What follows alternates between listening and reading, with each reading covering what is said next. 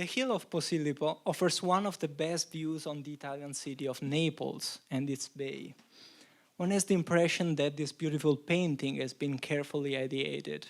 One cannot suspect that this image of perfect equilibrium is in reality only an illusion. Naples is surrounded by an arc of volcanoes.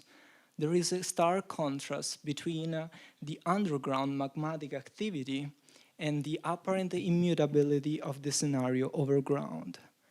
These two different phases of the Bay of Naples can help us visualize a series of phenomena which are currently occurring at constitutional level. Well, the basic way in which constitutional law organizes a community is by regulating the exercise of power. Power limitation has never meant annihilation of power, but rather referred to the concept of power balancing, to the idea of equilibrium. Polybius and Cicero praised the Roman Republic for its mixed constitution.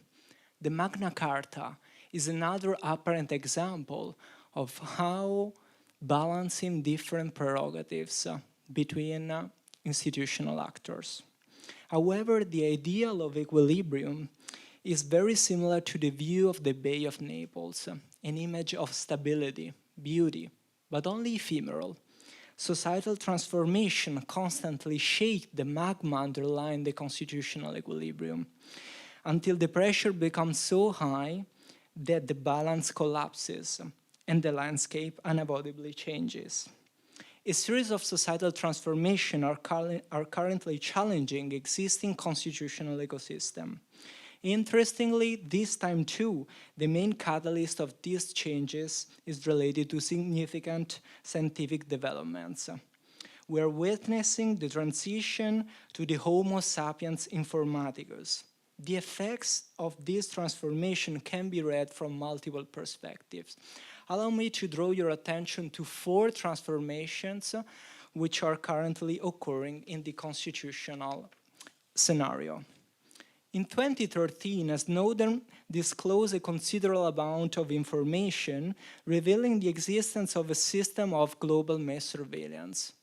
People realized that the dystopian scenario depicted by Orwell in his best-selling book 1984 eventually became reality. State surveillance, of course, is not a novelty of the digital age. However, it's apparent that today digital technology reinforces the state's power of surveillance. And this represents our first paradigmatic shift that puts pressure on existing safeguards of individual rights and affects the overall constitutional equilibrium. Second example, in 2017, Denmark appointed its first tech ambassador. Today, states have to deal with tech companies as between peers. In contemporary society, big private corporations detain the power to regulate the use of technology, influencing the life of individuals in a manner very similar to nation states. However, and this is our second change, these circumstances not adequately addressed by the existing constitutional mechanism, which rather focus on the relationship between individuals and nation states. The development of digital technology in the world has amplified the possibilities of individuals to exercise their fundamental rights. One of the most mentioned examples is the series of events now generally known as the Arab Spring. At first sight, one could think, well, this is a positive transformation, therefore there are no problems in terms of constitutional equilibrium. However, think to all the issues, for example, related to the right to internet access.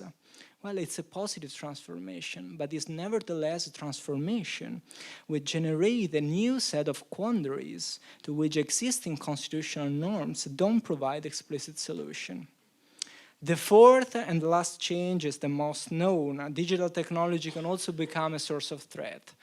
Being at CPDP and having only 20 seconds, I think I can skip the description of these threats. However, allow me to draw your attention to 2 factors. First of all, these threats are sometimes the same occurring in the analog world, but what changes is the scale of this phenomena. And secondly, that even at first sight, the constitutional principles that protect us against these threats have not changed. What we miss is a translation of these old norms in the context of the digital society. Sometimes constitutional law, although stretched, is not able to deal with the societal scenario, which is no longer that depicted at the time of its original elaboration. However, a peculiarity of constitutional systems is that in such case they do not remain motionless.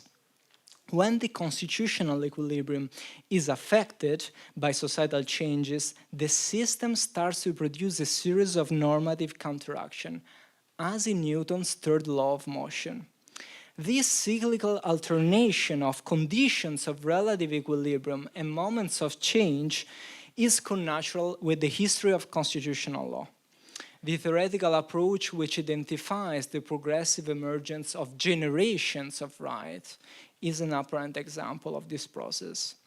The existing constitutional settings created for an analog society are being modified or integrated in a way that better addresses the challenges of the digital age. And historically, the emergence of the right to data protection is a paradigmatic example. In conclusion, as the magma underlined the crust of the earth, the transformation prompted by the digital revolution ferment under a revolt of constitutional norms shaped for analog communities. But we have seen that the constitutional ecosystem is not inert. It's producing a series of normative counteraction. It's the case to say that we are witnessing a new constitutional moment. Thank you very much for your attention.